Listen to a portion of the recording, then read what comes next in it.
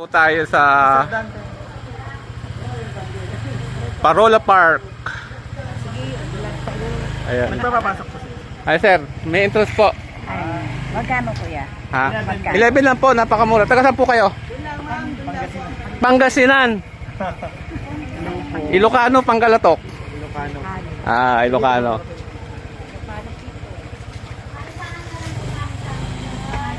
Nalaka lang ti ano entrance, 11 pesos. Pangasinan kami Ah, kuya. Pangasinan. 4 po. Ako po ay pamilya namin galing Isabela, Ilocos Norte. May mga mag-anak kami kuya sa Isabela. Arjo sa family. Hello. Ako, baka makabag-anak pa tayo. Ano pong pangalan niyo, ma'am? Rosie Lamigo Briguera. Lamigo. Mm. Ako. Kilala ko yung mga Lamigo doon sa Isabela. Ah, yun po. Arjosa. Yan. Sa Roas, Isabela. Oh, magkano po lang?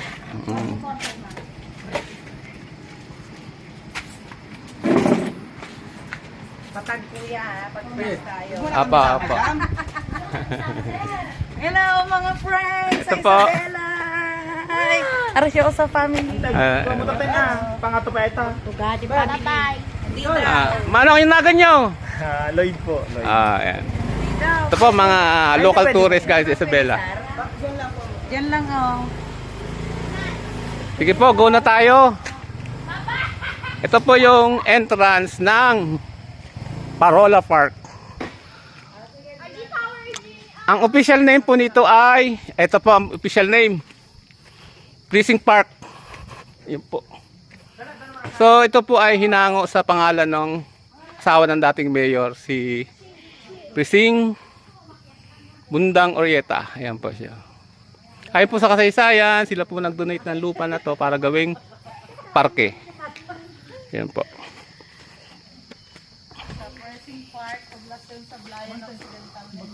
Apo.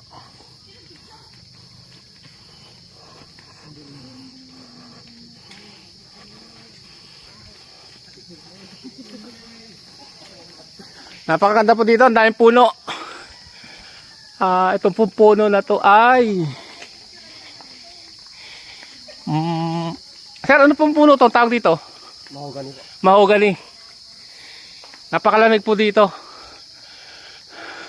Dalawa po ang entrance pataas. Ito pong isang nito. So dito po tayo aakyat ngayon. Tapos meron pa pong entrance doon medyo mabababa. Kaya lang medyo malayo. Akyat na po tayo.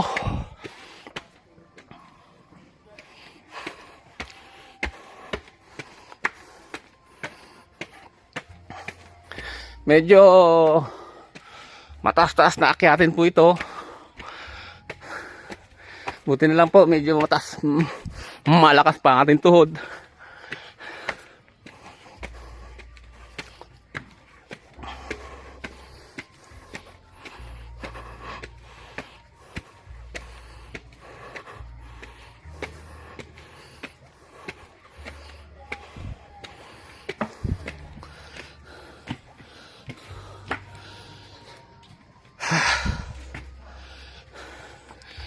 Diretso lang po tayo.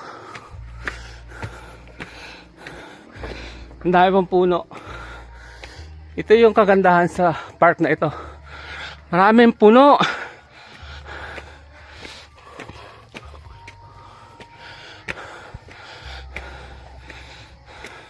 Ito po yung binabagit ko sa iyo yung kanina na medyo mababa akyatin pero medyo malayo nga lang. So pag balik po natin, diyan po tayo dadaan. Dahil pong puno dito.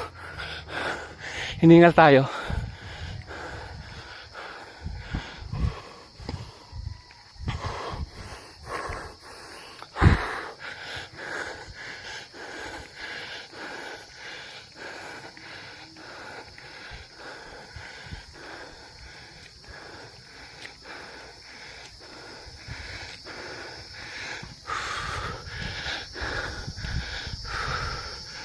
Ito po yung world longest island to island zipline. 1.7 kilometer po ang haba.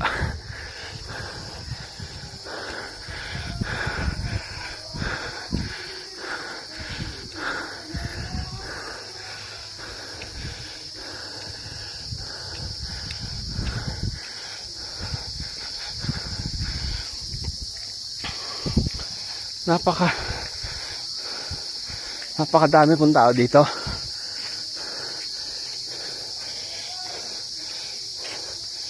Pag summer. Ngayon po medyo madalang. So, spacious space po sa halagang 11 pesos. Ma-enjoy nyo na po lahat ng mga bagay po na ito.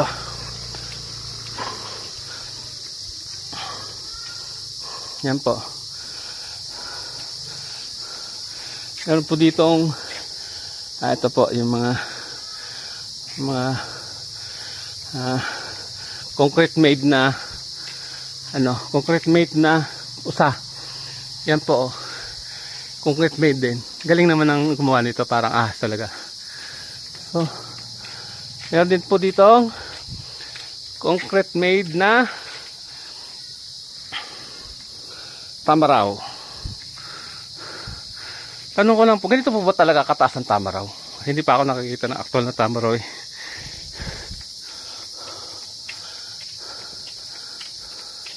Then meron pong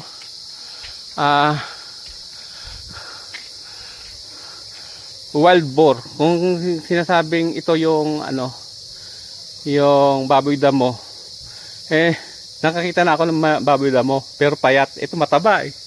Parang to eh, parang hindi kaya dagang malaki to. Mataba eh. Nakita kong baboy damo eh, mga payat eh. Sige na.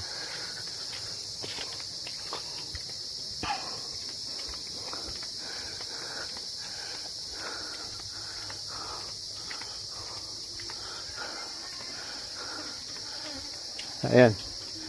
Ito. Bayawak. Ayan. Ang ganda. Galing nung gumawa nito, parang totoo talaga. Maliban din po sa maliban dun po sa baboy damo na mukhang malaking daga. Ito, meron ditong buhaya. Ito medyo medyo makatotohanan to. Itong buhaya na to.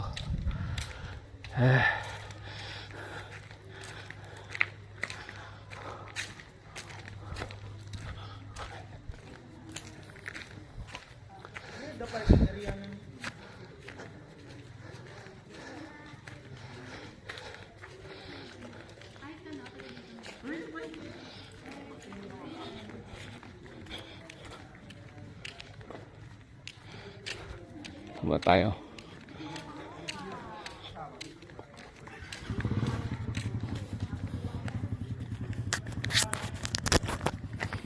Ito na.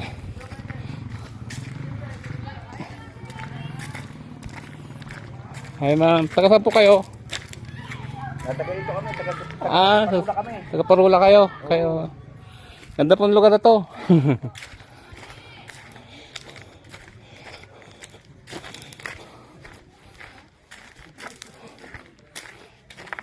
Balita ko may kabayo daw sir dito. Totoo ba ga? May kabayo daw. Totoong kabayo ho yun? Opo. Pwede ho sumakay. Pwede naman. Sige.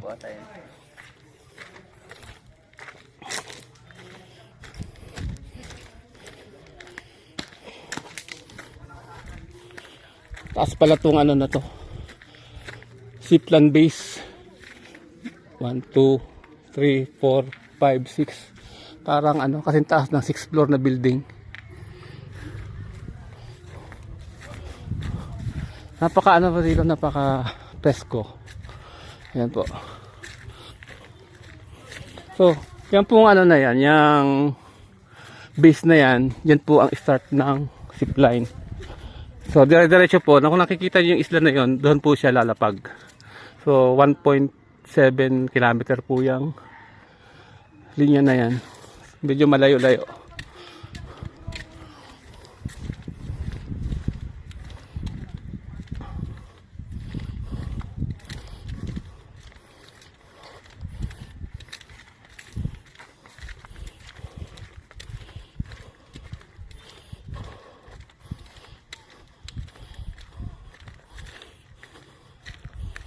Meron po dito, marami po dito mga mga pinagawang pwedeng pagdausan ng okasyon, tulad po itong isang building na ito na kagagawa lang bago pa.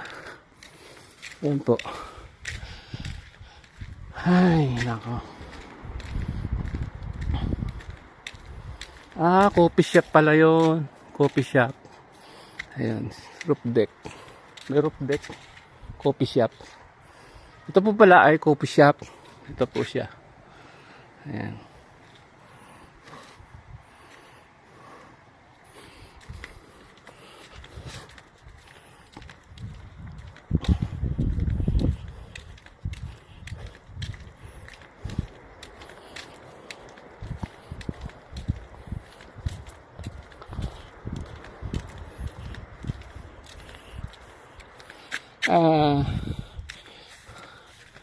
Meron po ditong mga sinaunang, ito po yung sinaunang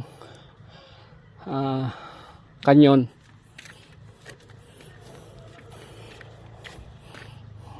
Ito po yung dito po sinisindihan para kung ano man yung. Ito po yung yung bala ng kanyon, yung sinauna. Parang to, parang kasing laki ng santol. Ayan, kasing laki ng santol.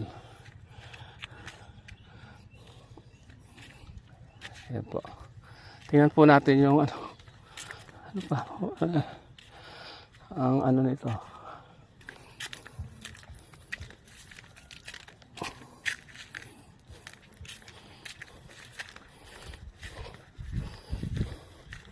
Ito na, yung sabi ng kabayo.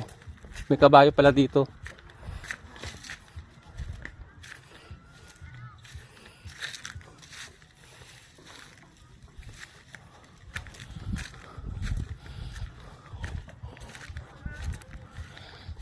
Ito po yung view deck. View deck. Akit po tayo sa view deck. Makita po natin yung buong landscape ng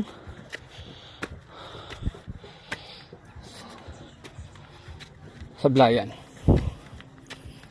Yan. Kita nyo po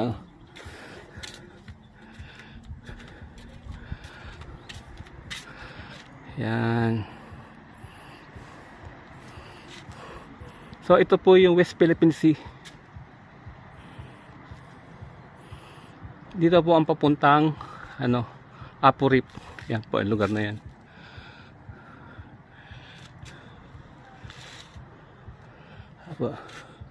Po nakikita na yan, yung landscape na Sablayan.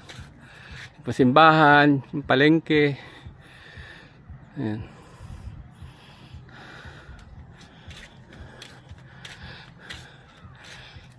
Yun po yung horse.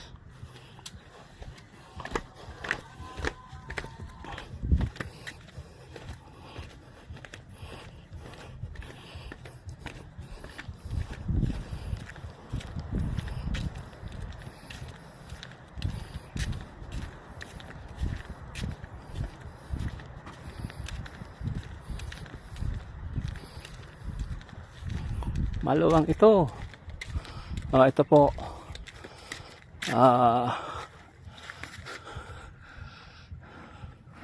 Kabayo. Lalaki po siya. Obvious ba?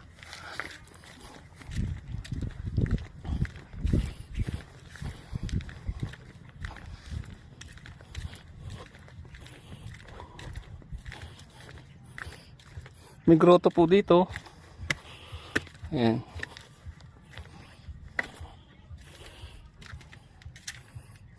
Ayan, may grotto po dito.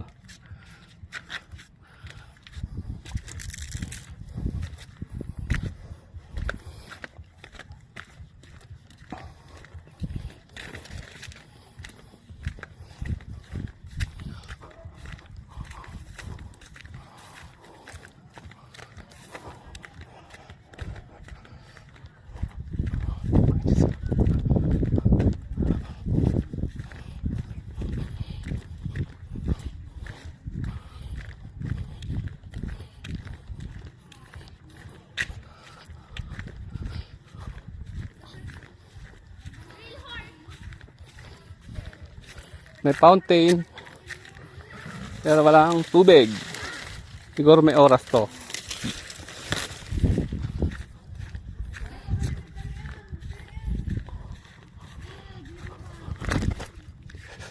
Kuntik na tayong nasalabit. Pakaganda tong kabayo na to. Oo. Oh, siyempre, tong kabayo na to, lalaki. Obvious ba?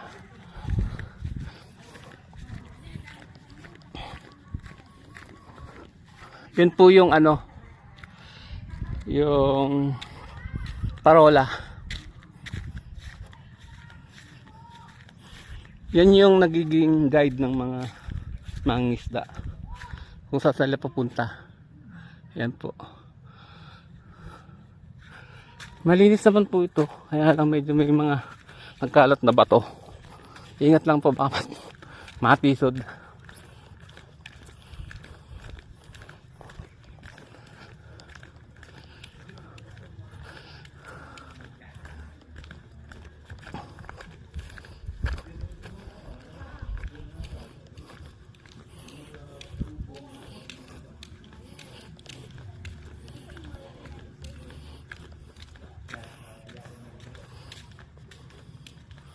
May comfort room po dito. Ito naman po ang comfort room.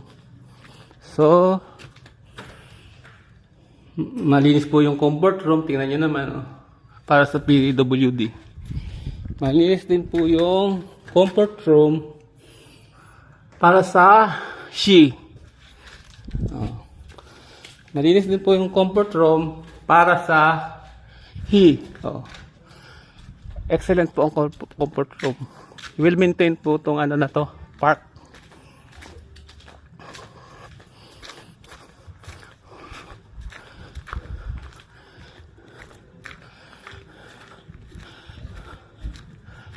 Akyatin po natin itong old parola. Ayan, ayan.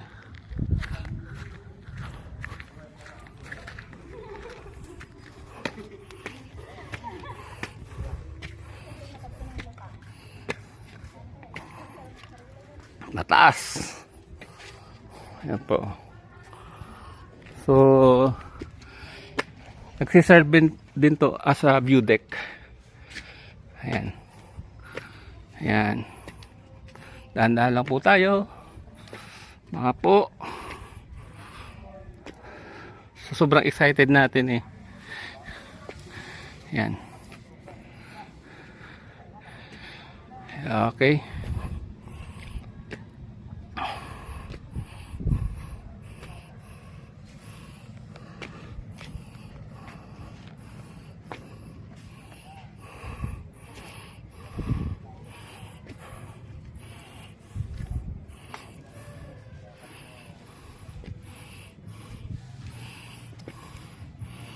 Ay nako, napakaganda itong bayan na ito.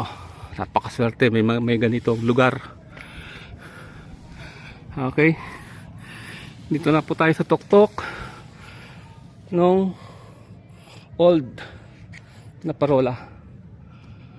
Okay, puro puno po yan. Okay,